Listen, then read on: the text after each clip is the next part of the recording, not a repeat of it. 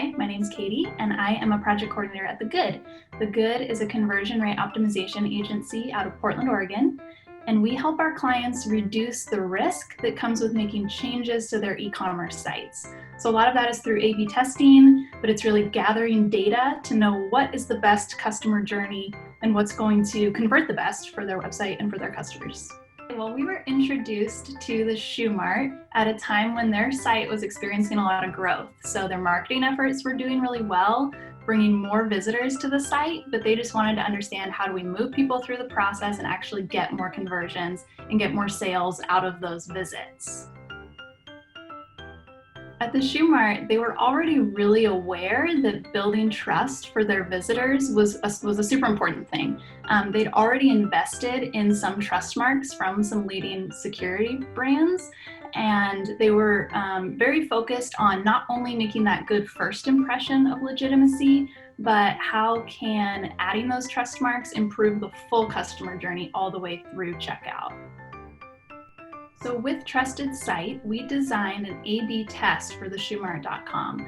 Variant A was the control, and that was using those existing trust marks that they had on their site. And variant B was using 5 different trust marks from Trusted Site. So we had one persistent throughout the shopping experience, one in the footer, one in the cart, and 2 in checkout.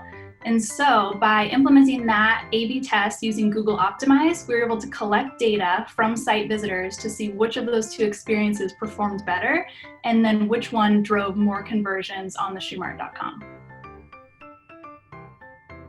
We ran this test for the shoemart.com in Google Optimize, and we actually ran it for 7 weeks, which might seem like a long time, but the goals of this test were really bottom of the funnel. We wanted to see if customers were actually converting and checking out on that final page of the customer journey.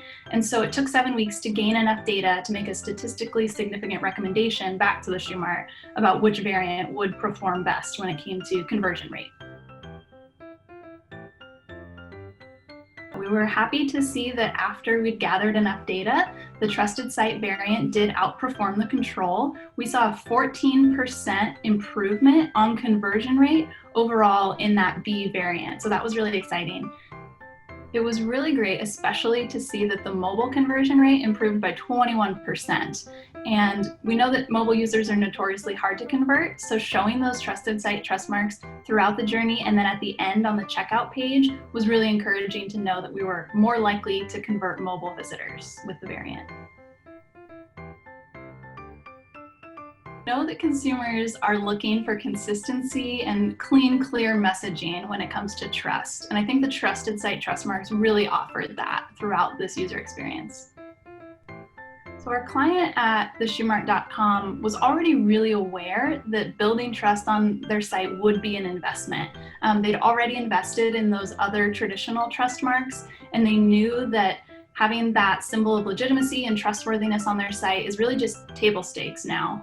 But what they were impressed by with the Trusted Site test is that not only were they creating that sense of trust right from the start, but they were actually improving conversions all the way through and seeing more revenue out of this. So they definitely went forward and implemented the Trusted Site trust marks on the site and are seeing more revenue and selling more shoes as a result.